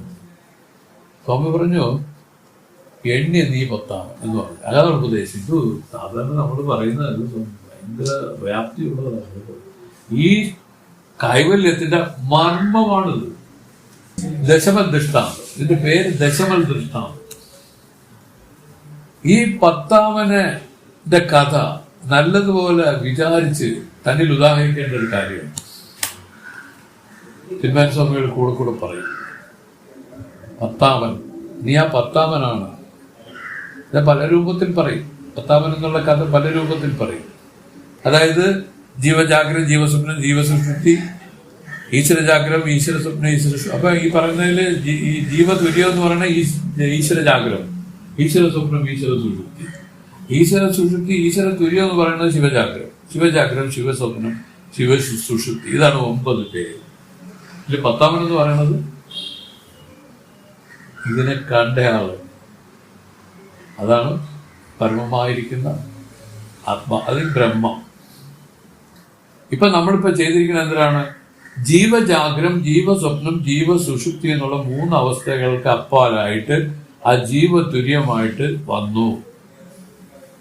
ജീവതുര്യമായി വന്നതിനെയാണ് നമ്മൾ പറയുന്നത് ജീവൻ മുക്തനായി. ആ ജീവൻ മുക്തനായിട്ട് ആ കൂടസ്ഥ ദർശനം വന്ന് നിൽക്കുകയാണ് എന്ന് വിചാരിച്ചോളൂ. അത് കഴിഞ്ഞതിന് ശേഷം ഈശ്വരഭാവത്തിലേക്ക് വന്നു. അതായത് ഈശ്വര ജാഗ്രതം, ഈശ്വര സ്വപ്നം, ഈശ്വര സുഷുപ്തി. പ്രധാന കാര്യം ജീവൻ അറിയാതെയാണ് ജാഗ്രത വരണത്, സ്വപ്നം വരണത്. ഈശ്വരനെ അറിവോട് കൂടി തന്നെ ഈശ്വര സ്വപ്നം ഈശ്വര കണ്ടുകൊണ്ടിരിക്കുകയാണ്. ആ സ്വപ്നമെന്ന് അറിഞ്ഞ് തന്നെ സ്വപ്നം നടക്കും. അറിവോടുകൂടിയ ജാഗ്രത, സ്വപ്ന, സുഷുപ്തി ഈശ്വരൻ്റെതാണ്. ഈശ്വരൻ എന്ന് പറഞ്ഞാൽ ഉണർവെന്നാണ് അർത്ഥം. ഉണർവോട് കൂടിയ ജാഗ്രത, ഉണർവോട് കൂടിയ സ്വപ്നം എന്ന് പറഞ്ഞാൽ ഈശ്വരന് തന്റെ സ്വരൂപം മറന്നിട്ടില്ല എന്നുള്ളതാണ്. ഉണർവെന്ന് പറഞ്ഞാൽ തന്റെ ആത്മസ്വരൂപം എന്നല്ല. ഈശ്വരന് എന്ത് ചെയ്താലും മാറില്ല. ഈശ്വരൻ തന്റെ സ്വരൂപത്തിൽ ഇരുന്നുകൊണ്ട് തന്നെ സൃഷ്ടിസ്ഥിതി സംഹാരം ചെയ്തിരിക്കുന്നത്. അതില് എങ്ങനെയാണ് ഒരു ഈശ്വരൻ ഈ 3 സ്ഥിതി സംഹാരം ചെയ്തതെന്ന് ചോദിച്ചാൽ പറയുന്നു, ഈശ്വരൻ ഗുണങ്ങൾ സ്വീകരിച്ചു, രജോ ഗുണത്തെ സ്വീകരിച്ചു, ബ്രഹ്മാവായിട്ട് ഇത് ചെയ്തു. സത്വഗുണത്തെ സ്വീകരിച്ച് എന്ത് ചെയ്തു? വിഷ്ണുവായി നിന്ന് സ്ഥിതി, പിന്നെ രുദ്രനായിട്ട്, അതായത് തമോ ഗുണത്തെ സ്വീകരിച്ച് രുദ്രനായി നിന്ന് സംഹാരം. ഇങ്ങനെ ഈ സൃഷ്ടി സ്ഥിതി സംഹാരം ഈ ഈശ്വരൻ ഗുണങ്ങളെ സ്വീകരിച്ച് 3 മൂർത്തികളായിട്ട് നിന്ന് ചെയ്യുന്നതാണ്. വാസ്തവത്തിൽ ഈശ്വരനിലൊന്നുമില്ല. മൂർത്തികളുണ്ടോ? മൂർത്തികളിലില്ല. മൂർത്തികൾ കർമ്മം ചെയ്യുന്നെങ്കിലും കർമ്മത്തില് പിന്നെ അവരുടെ സ്വരൂപം അത് മറന്നിട്ടില്ല. മൂർത്തികളും മറന്നിട്ടുണ്ട്. ഒരല്പം ഒരു മറതി ബ്രഹ്മാവിനുണ്ടായി എന്ന് പറയപ്പെടുന്നുണ്ട്. അത് എങ്ങനെയെന്ന് ചോദിച്ചാൽ സുബ്രഹ്മണ്യ സ്വാമി ഓമിന്റെ അർത്ഥം ചോദിച്ചു ഒരിക്കൽ. കാരണം ഒരല്പം ഇത് ആ ബ്രഹ്മാവിന്, അതുപോലെ ബ്രഹ്മാവിന് ക്ഷേത്രങ്ങളും ഇല്ലല്ലോ ഉണ്ട്. എന്നാലും ബ്രഹ്മാവിനെ പഠിപ്പിച്ചു. ബ്രഹ്മാവ് താൻ ചെയ്യുന്നതെന്ന് അഭിമാനിച്ച് ചെയ്യാൻ തുടങ്ങി ആദ്യ സൃഷ്ടി. പിന്നീട് അത് ആ പ്രണവമന്ത്രം സുബ്രഹ്മണ്യെ ഉപദേശിച്ചതായിട്ടും അതിനുശേഷം ജ്ഞാനമുണ്ടായി. പിന്നീട് സൃഷ്ടി ആ ജ്ഞാനത്തിലിരുന്ന് ചെയ്യാൻ തുടങ്ങി എന്നൊക്കെ കഥകൾ കേട്ടിട്ടുണ്ട്. മാത്രമല്ല നമുക്കറിയാമല്ലോ ബ്രഹ്മാവിന് ക്ഷേത്രങ്ങളും ഇല്ല. അതിന്റെ പിന്നിൽ ഒരു കഥയുണ്ട്. ബ്രഹ്മാവിന് ക്ഷേത്രം ഉണ്ടാവാതിരിക്കുന്ന ഒരു കഥയുണ്ട്. ഋഭുമുനി ഒരിക്കൽ ആലോചിച്ചു, ഈ ത്രിമൂർത്തികളൊക്കെ ആരൊക്കെയാണ് എന്തൊക്കെയാണെന്നൊക്കെ അറിയാൻ വേണ്ടിയിട്ട്. ഋഭുമുനിയല്ലേ തന്നെ തോന്നുന്നു അങ്ങനെ അദ്ദേഹം ആദ്യം ഇവിടെയാണ് വന്നത്, ബ്രഹ്മാവിന്റെ അടുത്താണ് വന്നത്. അപ്പൊ അവിടെ വന്നപ്പോ അദ്ദേഹം കണ്ട കാര്യങ്ങളൊക്കെ കുറിച്ചുകൊണ്ട് അദ്ദേഹം ഇവരെ തീർത്തും ശപിച്ചിട്ടാണ് പോയത്. നിങ്ങൾ ആരും ആരാധിക്കില്ല, നിങ്ങൾക്കൊരു ക്ഷേത്രം ഉണ്ടാവില്ല, നിങ്ങൾ അങ്ങനെയാണ് ഇങ്ങനെയാണെന്ന് പറഞ്ഞ് ശപിച്ചിട്ട്. രണ്ടാമത് അദ്ദേഹം നേരെ പോയത് ശിവന്റെ അടുത്ത് പോയി. ശിവന്റെ അടുത്ത് പരമശിവൻ. അവിടെ ചെന്നപ്പോഴും അദ്ദേഹത്തിന് അത്ര ഇഷ്ടപ്പെട്ടില്ല. കാരണം പിന്നെ അതായത് വാതില് തട്ടാതെ കരിച്ചത് പാർവതി ദേവി. അപ്പൊ പാർവതി ദേവി കൈകാലൊക്കെ തടവിക്കൊണ്ടിരിക്കുന്നത് കണ്ടു. അപ്പൊ അതോടുകൂടി തന്നെ കുപിതനായിട്ട് അവിടെ ശപിച്ചു. ശിവനെ ശപിച്ചതായിട്ടാണ്. നിങ്ങൾ ആരാധിക്കുന്നത് ലിംഗത്തിന് മാത്രമേ ആരാധിക്കൂ, വേറെ നിങ്ങളുടെ രൂപം ആരും ആരാധിക്കുന്നത് അവിടെ ശപിച്ചു. മൂന്നാമത് ചെന്നതാണ് വ്യതിരസം. അവിടെ ചെന്നപ്പോഴും ലക്ഷ്മി ദേവിയും മറ്റേ രണ്ടുപേരും ഒരാൾ കാല് തടവുന്നു, ഒരാൾ കൈ തടവുന്നു ഒക്കെയാണ്. ഇദ്ദേഹം ഇങ്ങനെ അന്ധശയനത്തിൽ ഇങ്ങനെ കിടക്കുകയും ചെയ്യുന്നു. ഇവരെ രണ്ടുപേരും ഇങ്ങനെ ആയി ശ്രദ്ധിക്കും. ദേഷ്യം വന്ന് നേരെ കയറി ചെന്നപ്പോൾ തന്നെ കാലെടുത്ത് ചവിട്ടി നെഞ്ചിലും മൂടയിലും ഒരു ചവിട്ട് കൊടുത്തു. ഒന്നും ചോദിക്കുക ഇറക്കുകയൊന്നും ചെയ്തില്ല. കാരണം എല്ലാം കൊടുക്കില്ലാന്നുള്ള രീതിക്ക്. അപ്പോഴാണ് ഭഗവാൻ ചാടിയഴിച്ചു, വിഷ്ണു ചാടിയഴിച്ചു. അദ്ദേഹത്തിന് അങ്ങയുടെ കാല് വേദനിച്ചു പറഞ്ഞ് കാല് ആദ്യം തടവി കൊടുത്തു. പിന്നെ അവിടെ വെച്ച് പിന്നെ കാലിൽ അല്ലേ അഭിഷേകമൊക്കെ ചെയ്തു. അവിടെയൊക്കെ ഇങ്ങനെയൊക്കെ കാണിച്ചു. അപ്പോൾ പറഞ്ഞു അങ്ങനെയാണ് വിഷ്ണുവിനെ ആരാധിക്കാം. ശിവന്റെ രൂപത്തെ ആരാധിക്കാൻ പാടില്ല, ശിവലിംഗത്തെ ആരാധിക്കാം. ഈ പറഞ്ഞ ബ്രഹ്മാവിന് തീർത്തും ക്ഷേത്രങ്ങളില്ല. ഈ ശാവ് അദ്ദേഹത്തിൻ്റെതാണെന്നാണ് പറയുന്നത്. ഇരിക്കട്ടെ, അത് പുഷ്പവാക്യമാണ്. അപ്പൊ ഈ രൂപത്തിലാണ് ഒരേ ഈശ്വരൻ ഈ സൃഷ്ടിസ്ഥിതി സംഹാരങ്ങളെ ചെയ്യുന്നത്. ആ ഈശ്വരനെയാണ് നമ്മളിവിടെ അറിവോടുകൂടി ചെയ്യുന്ന കർമ്മങ്ങൾ ചെയ്താൽ അത് ഈശ്വര പ്രകൃതം എന്നാണ് പറയുന്നത്. വിവേകം എന്ന് പറയുന്നത് ഈ അറിവിനെയാണ്. അപ്പൊ നമ്മൾ കർമ്മം ചെയ്യുമ്പോൾ വിവേകത്തോടു കൂടി ചെയ്യുകയാണെങ്കിൽ അവർ പറയുന്നു അത് ജീവസ്വഭാവമല്ല, അത് ഈശ്വര സ്വഭാവമായി. അപ്പൊ വിവേകത്തോടു കൂടി ചെയ്യുമ്പോൾ അതിന്റെ ഗുണദോഷങ്ങളെയൊക്കെ പൂർവ്വം തന്നെ ഉണർന്ന് അതിൽ പ്രവർത്തിക്കാൻ സാധിച്ചു. അതോടുകൂടി കർമ്മം പറ്റുന്നില്ല ഇയാൾക്ക്. അറിഞ്ഞുകൊണ്ട് തന്നെ കർമ്മം ചെയ്യുക. മൂഢമായിരുന്ന് കർമ്മം ചെയ്യുന്നത് ഈ ജീവൻ, അറിഞ്ഞുകൊണ്ടിരുന്ന് കർമ്മം ചെയ്യുന്നത് ഈശ്വരൻ. രണ്ട് വ്യത്യാസം, ഇത്രയുള്ള വ്യത്യാസം. അപ്പൊ ഈശ്വരനും അദ്ദേഹത്തിന് ഈ പറഞ്ഞ തുര്യം, ഈശ്വര സുഷുപ്തി, ഈശ്വര തുര്യം എന്ന് പറഞ്ഞ ശിവചാക്രം. അതില് സ്വാമി പറഞ്ഞിരിക്കുന്ന ഇതാണ്, വാസ്തവത്തിൽ ഈ മനസ്സിന്റെ കൽമഷങ്ങൾ പരിപൂർണമായി നീങ്ങി വരെയാണ്. കുറച്ച് കിടക്കുമെന്നാണ് പറഞ്ഞത്, അവശേഷിക്കും. ശിവൻ എന്ന് പറയുമ്പോൾ കുറച്ചുകൂടെ ശുദ്ധമായി, അങ്ങനെ ആ ശുദ്ധി വന്ന് പരിശുദ്ധമായി ശിവതുര്യം എന്ന് പറഞ്ഞാൽ പൂർണ്ണമായെന്നാണ് പറയുന്നത്. അതായത് നിരുപാധികമായ ബ്രഹ്മം. അതിന്റെ അപ്പുറമായിട്ട് നിരുപാധികമായിരിക്കും.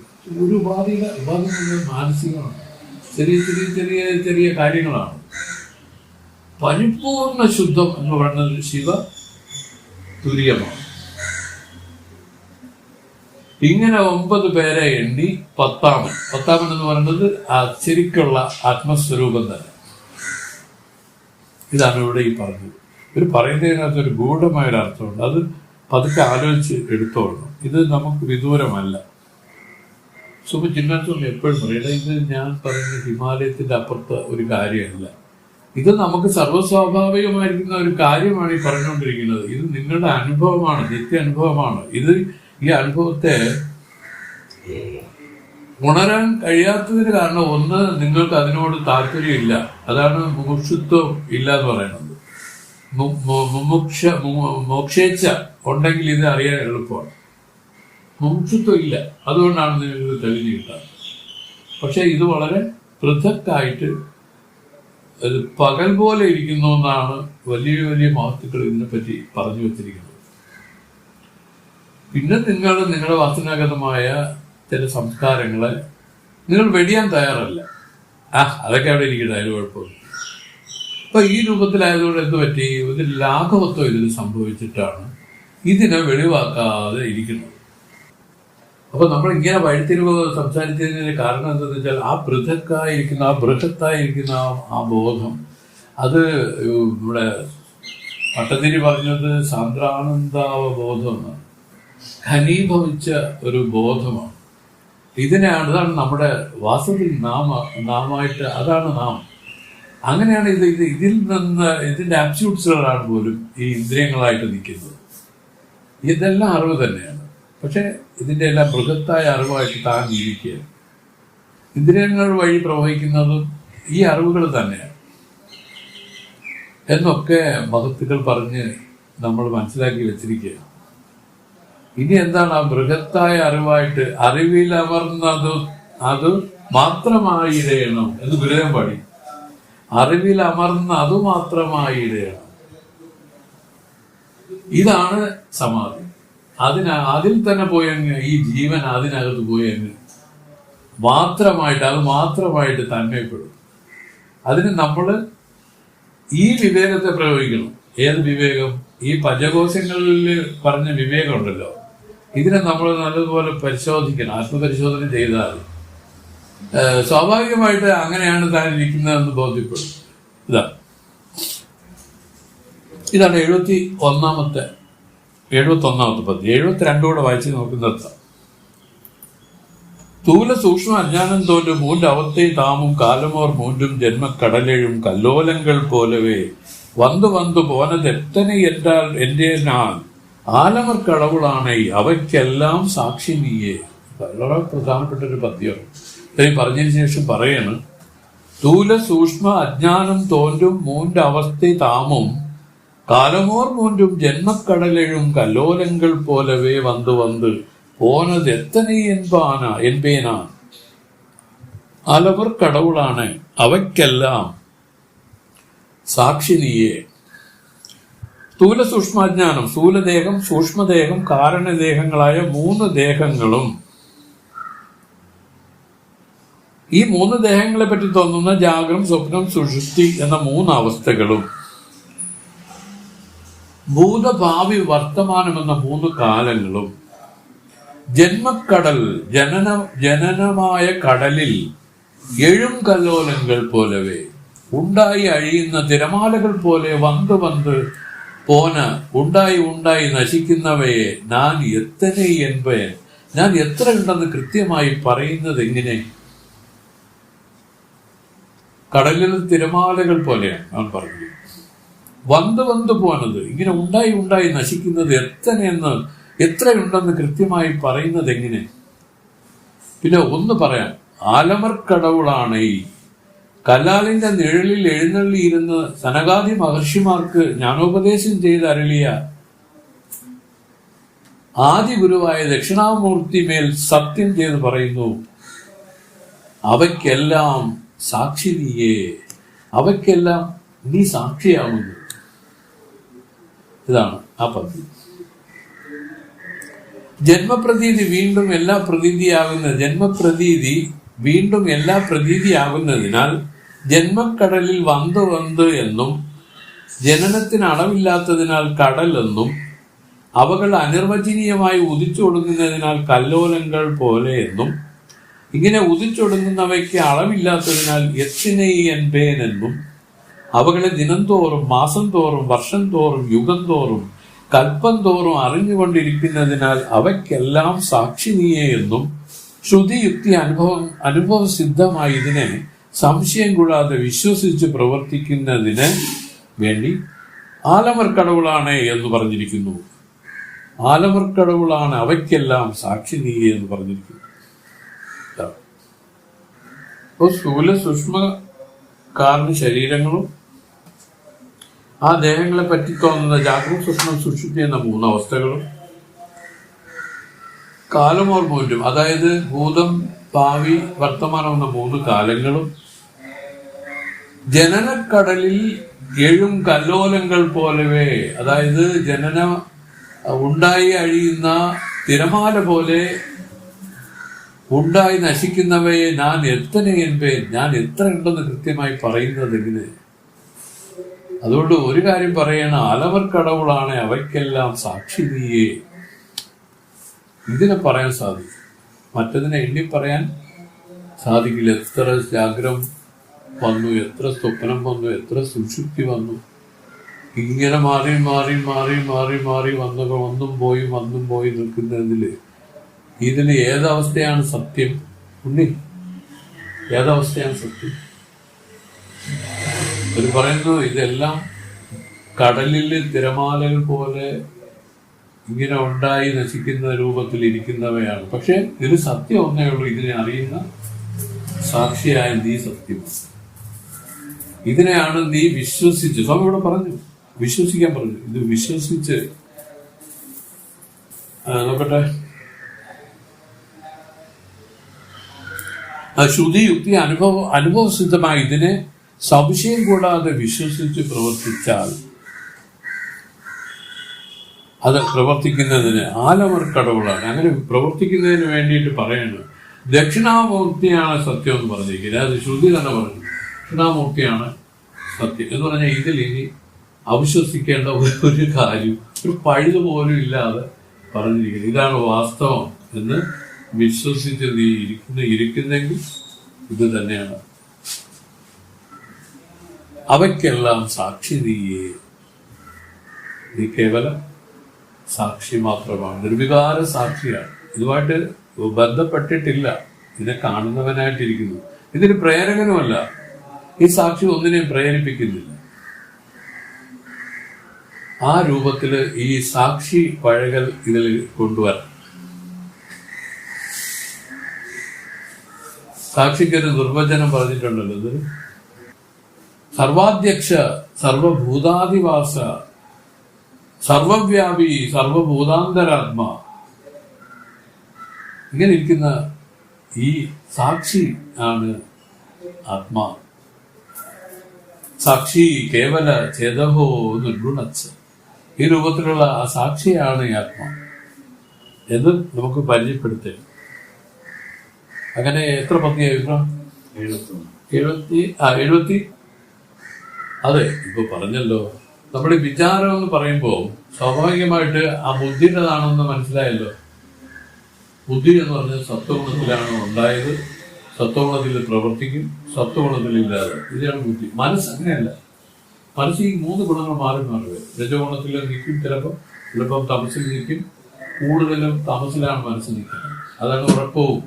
ഈ ഈ വിഷയങ്ങളിൽ താല്പര്യമൊക്കെ വന്നിരിക്കുന്നത് മനസ്സ് തമോ ഗുണത്തിൽ പ്രവർത്തിക്കുമ്പോഴാണ്. രജോഗുണത്തിൽ വന്നു കഴിഞ്ഞാൽ ഈ കുറച്ച് കാര്യങ്ങളൊക്കെ ഇങ്ങനെയുള്ള നല്ല നല്ല കാര്യങ്ങൾ പ്രവൃത്തി ഉണ്ടാകും.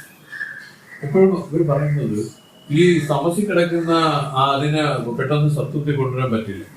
ഇടയ്ക്ക് ആ രജോഗുണത്തെ സ്വീകരിച്ച് കർമ്മങ്ങൾ ചെയ്യണം. അതാണ് കർമ്മോപദേശം ചെയ്യുന്നത്. നിഷ്കാമമായിട്ട് കർമ്മം ചെയ്യാനായിട്ട് ഉദ്ദേശിക്കുന്ന ഈ തമസിൽ നിന്ന് മനസ്സിന് സത്വത്തിലേക്ക് വരാൻ പറ്റാത്തതുകൊണ്ട് നല്ല ശുദ്ധമായ കർമ്മങ്ങൾ ഉപദേശിച്ചു കൊടുത്തു ശുദ്ധി. എന്നിട്ട് അതിൽ പ്രവർത്തിപ്പിച്ച് അതിൽ ചെറിയൊരു ഉണർവോട് കൂടി നിന്ന് സത്വത്തിലേക്ക് വരാം. അങ്ങനെ വരുന്നതാണ് പോലും ബുദ്ധിവിചാരം സത്വഗുണം തന്നെ. അപ്പൊ ആ വിചാരത്തിൽ അങ്ങനെ നിന്ന് ഇവര് ഈ കോശനേതിയെല്ലാം ചെയ്ത് ആ ശൂന്യം എന്ന് പറയുന്നത് എങ്ങനെയാണ്? ഇതെല്ലാത്തിന്റെ അഭാവമാണ്. ഇതിന്റെ അഭാവത്തിൽ അങ്ങനെ മയങ്ങി നിൽക്കുകയുള്ള ഒരാളെന്നാണ് പറയുന്നത്. അവിടെ ഒരു ആപ്തൻ അല്ലെങ്കിൽ ഒരു ഗുരു പറയും, എണ്ണിയ നീ പത്താവൻ എന്ന് പറയും പോലെ ആ ശൂന്യത്തെ കണ്ടവരാരെന്ന് നോക്കാൻ പറയും. കണ്ടവരാരെന്ന് എങ്ങനെ നോക്കും? ആ ഇരിപ്പ് തന്നെ. അത് നേരെ ഒരു മറിച്ചിൽ പോകുന്നതാണ് പറയുന്നത്. അവിടെ വെച്ച് പിന്നീടുള്ളതല്ല വസ്തുതന്ത്രമാണ്. ഇതുവരെ നമുക്ക് ഒരു പുരുഷ പ്രയത്നമായിട്ട് ചെയ്യാൻ പറ്റും. ഇതിനപ്പുറത്തുള്ളതെല്ലാം ഗുരുവാണ്. അതുകൊണ്ടാണ് ഗുരു ഇത്ര പ്രാധാന്യം നമ്മുടെ ഈ ആധ്യാത്മിക രംഗത്ത്. അവിടെ എല്ലാം ആ ഗുരുവിന്റെ അനുഗ്രഹമായിട്ട് തന്നെയാണ് ഈ ശിഷ്യന് അനുഭവത്തിൽ വരുന്നത്. എല്ലാം ആ ഗുരു കണ്ടവരെ സംബന്ധിച്ച് ഒടുവിൽ അവിടെ നിന്നും ഉരുണ്ടെന്നും നമസ്കരിച്ചെന്നും ചുറ്റും വന്നെന്നും അഴിയൻ അങ്ങേക്ക് എന്ത് പ്രത്യുപകാരം ചെയ്യണം ചോദിച്ചെന്നും ഒക്കെയാണ് പറയുന്നത്. എന്ന് വെച്ചാൽ അദ്ദേഹത്തിന് അതിന്റെ കൺട്രോൾ ചെയ്യാൻ പറ്റില്ല. എന്ത് ചെയ്യണോ പ്രാധാന്യമാണ് ഗുരുവിന് വന്നിരിക്കുന്നത്. കാരണം ഈ പറഞ്ഞു കൊടുത്ത ഗുരു അത് അവസാനം ഉള്ളിൽ തന്റെ ആ ഗുരുവിനെ തന്നെ ഉള്ളിലും അനുഭവിച്ചറിയാൻ പറ്റും. ആത്മഗുരുവിന്റെ പ്രസാദമാണ് എനിക്ക് ഈ അജ്ഞാനം ഉണ്ടാവുന്നത്. ആ ഗുരു തന്നെയാണ് ഉപദേശിക്ക വെളിവന്ന ഗുരുവിനെ പറ്റി പിന്നീട് അദ്ദേഹം പറഞ്ഞു, ഇത് എന്റെ ഉള്ളിൽ ആത്മസ്വരൂപമായിരുന്ന ആ ഗുരു തന്നെയാണ് വെളിയിൽ വന്നിപ്പോ നിൽക്കുന്നതെന്ന് അദ്ദേഹത്തിന് കാണാൻ സാധിച്ചു. മനസ്സിലായില്ലേ? ഇപ്പൊ ഈ രൂപത്തിലാണ് ആ ശൂന്യത്തെ ഉറ്റുനോക്കുന്നതെന്ന് പറഞ്ഞാൽ അതിന്റെ അർത്ഥം അവിടെ ശൂന്യമെന്ന് ആ വിവേകമാണ്. ഒരു വിവേകം. ആ വിവേകത്തോടു കൂടി അങ്ങനെ ആ ശൂന്യമായിട്ട് അങ്ങനെ നിന്ന് അത് ഉള്ളിലോട്ട് ചെറുതായിട്ട് തിരിയുന്നത് തന്നെ സവികൽപ്പ സമാധി. അതിന്റെ ഫലം നിർവികൽപ്പ സമാധി. ഒരു പ്രയത്നമില്ലാതെ ഇത് പിരിഞ്ഞു നിൽക്കുന്ന ഒരു സ്ഥിതി നമുക്ക് ഈശ്വരൻ തന്നെ കാണിച്ചു തരും. അങ്ങനെ കണ്ടവരൊക്കെയാണ് മഹത്വം. അങ്ങനെ കണ്ട് ഒരു സമാധി കൊണ്ടൊന്നും ഒന്നും ആവില്ല. അവർ പറയുന്നു ഇങ്ങനെ നിരന്തരമായിട്ട് ഇതിൽ പ്രവർത്തിച്ച് സമാധി ഉണ്ടാക്കി ഇതൊരു ശീലമാണ്. പിന്നെ അവരെ സംബന്ധിച്ച് വ്യവഹരിച്ചാലും സമാധി, എന്ത് ചെയ്താലും സമാധി എന്നുള്ള നിലയിലേക്ക് പോകും. അപ്പൊ അതിന് നമ്മൾ വ്യാഖ്യാനിക്കുകയാണെങ്കിൽ പറയും അവർക്ക് ഒന്നിലും സാമ്യാപേക്ഷയില്ല. എന്തെങ്കിലും കിട്ടണമെന്ന് വിചാരിച്ചാൽ ഒന്നും ചെയ്യില്ല. അതുകൊണ്ട് തന്നെ മനസ്സറ്റുപോയി. മനസ്സെന്തിനാണ്? പലയും ചെയ്തല്ലേ മനസ്സിന്. തന്ന കൂടിപ്പോയി, കുറഞ്ഞുപോയി, നോക്കി ശരിയായില്ല, എന്നെ എന്തോ പറഞ്ഞു, അത് ശരിയായില്ല, എനിക്ക് ഇഷ്ടപ്പെട്ടില്ല. ഇതെല്ലാം ആ മനസ്സാണ്. മനസ്സിൽ പോയാൽ ഒന്നുമില്ല. ശുദ്ധ അറിവായിട്ട് നിൽക്കുക. ആ ശുദ്ധ അറിവായിട്ട് എത്ര നിലനിൽക്കുമോ അത് തന്നെയാണ് സവികൽപ്പ സമാധി. അത് തന്നെയാണ് സവികൽപ്പത്തിലേക്ക് കൊണ്ടുപോകുന്നത്. കേവല വർത്തമാനത്തിൽ നിൽക്കണം. വർത്തമാന കാലത്തിൽ മനസ്സില്ലെന്നുള്ളതാണ് മനസ്സിലാക്കാനുള്ളത്. മനസ്സ് വരുന്നത് വർത്തമാനത്തിൽ നിന്ന് ഭൂതത്തിലേക്കോ വർത്തമാനത്തിൽ നിന്ന് ഭാവിയിലേക്കോ മനസ്സ്. കേവല അറിവായിട്ട് നിന്ന് ധ്യാനിക്കുന്നതിനെയാണ് അവർ പറഞ്ഞത് സവികൽപ്പ സമാധി. ആ അറിവില് ഭൂതമില്ല, ഭാവിയില്ല. ഭൂതം എന്ന് വെച്ചാൽ തന്റെ കുടുംബവും ഭാര്യയും മക്കള്, അത് ഭാവി അത് തന്നെ. അവരുടെ സ്ഥിതി എന്താവും, അങ്ങോട്ട് പോയാൽ എന്ത് രീതിയായി അത് എന്താ അത്. അപ്പൊ ഇത് രണ്ടും ഇല്ലെങ്കിൽ കേവല അറിവായിട്ട് നിൽക്കുന്നിടത്ത് ഈ പറഞ്ഞ ഭൂതവും ഇല്ല, ഭാവിയും ഇല്ല. സ്വാമി പിന്നെ അതിൽ പറയണം, ഈ ഭൂതവും ഭാവിയും വാസ്തവത്തിൽ വർത്തമാനം തന്നെ. കാരണം അതിലൊരു ചെറിയ പെശകയുള്ള അതിനെ മാറ്റിക്കഴിഞ്ഞാൽ അതും വർത്തമാനം തന്നെ. പിന്നീട് അവർക്ക് സർവത്ര വർത്തമാനം മാത്രമേ ഉള്ളൂ, വർത്തമാനകാലം, അപ്രസന്റ് മാത്രമേ ഉള്ളൂ. ഇതാണ് ജ്ഞാനികൾ വേറെ ആരുമില്ല. ഭൂതവും ഭാവി അറ്റുപോയവരെ ജ്ഞാനികളായിരുന്നു. അവർക്ക് വർത്തമാനം, അവർ പ്രവർത്തിക്കാതിരിക്കണം. എന്തെങ്കിലും ഉണ്ടെങ്കിൽ അവർ ചെയ്തുകൊണ്ടിരിക്കും. പക്ഷെ അവർക്ക് അതിന്റെ ഭൂതവുമില്ല, അവർക്ക് അതിന്റെ ഭാവിയുമില്ല. ഞാൻ ഇങ്ങനെ ചെയ്തുകൊണ്ട് നാളെ എനിക്കെന്തൊരു അവർക്ക് വരും, അങ്ങനെയില്ല. ഇനി ഇങ്ങനെ ചെയ്തേ പറ്റുമോ എന്നുള്ള ഭൂതം അതുമില്ല അവർക്ക്. അത് ഈശ്വരേച്ഛ നടക്കുന്നതായിട്ട് പോലെ അവർ സങ്കല്പിക്കില്ല. നമുക്ക് പറഞ്ഞു തന്നു എല്ലാം ഈശ്വരേച്ഛ നടന്നുകൊണ്ട് പോകുന്നു. നമ്മൾ കേവലം അത് അങ്ങനെ കണ്ടാൽ മതി. യോഗക്ഷേമം ഭവാമിയോഗമൊക്കെ പറഞ്ഞത് ഇങ്ങനെ നിൽക്കുക. ഇത് തന്നെ ഈശ്വരൻ ശരീരം തന്നിട്ടുണ്ടെങ്കിൽ അത് സംരക്ഷിക്കാനും നിലനിർത്താനും എല്ലാം ഉള്ള ബാധ്യത ഈശ്വരന് മാത്രം, വേറെ ആർക്കും. അങ്ങനെ എത്ര പേര് പ്രാർത്ഥിച്ചു. ഓമയ്യനേ എന്നുള്ളത് നിന്റെ അനന്ത ജന്മങ്ങളാണ്ട മെയ്യനെ ഉപദേശിക്ക വെളിവந்த ഗുരുവേ പോറ്റി. ഭുയവേ മുക്തി നൽകുമുതവിക്കോറുതവിനായേ ചെയ്യുമാറും കാണേ തിരുവടി പോറ്റി പോറ്റി. സത്യത്തിൽ സുഖനവാം ഗുരുവേ പോറ്റി. ചലനവിലാശാന്തപര ഗുരുവേ പോറ്റി. നിത്യ നിർഗുണமான ഗുരുവേ പോറ്റി. നിരഞ്ജനമായി നിന്റെ ഗുരുവേ പോറ്റി. ശുദ്ധപരമെളിயான ഗുരുവേ പോറ്റി. സൂക്ഷ്മമായി നിറന്തവര ഗുരുവേ പോറ്റി. അദ്വൈതപൂരണമാം ഗുരുവേ പോറ്റി. അഖണ്ഡമതാ ഗുരുവേ പോറ്റി പോറ്റി. ഭസ്മോധൂളിത വിഗ്രഹം വരദ ചിന്മുദ്രാധരം സുന്ദരം. കാഷായാംബരധാരിണം ഗളതലേന്ദ്രാക്ഷമലാന്വിതം.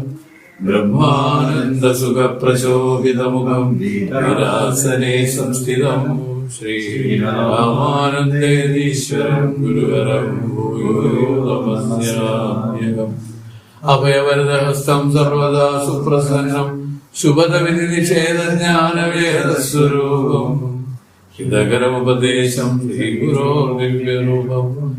കൃതിരവീഢേ സുപ്രഭം. ശ്രീപാദകമലദ്വന്ദ്വം ആലംബരമഹർനിശം. ശ്രീരാമാനന്ദമൂർത്തേ മാം ത്രാഹി സംസാരസാഗരാത്. ശ്രീരാമാനന്ദമൂർത്തേ മാം ത്രാഹി സംസാരസാഗരാത്. ദേവാദിദേവ സർവജ്ഞാ സച്ചിദാനന്ദ വിഗ്രഹ. ഉമാരമണഭൂതേശാ ശ്രീകരുണാനിധേ. രമണഭൂതേശാ ശ്രീകരുണാനിധേ. ദീർഘദർഘ നമസ്കാരം നല്ലഞ്ഞോ ഗുരുസന്നിധോ. ശരീരമഥം പ്രാണ ഗുരുഭ്യോ നമഃ.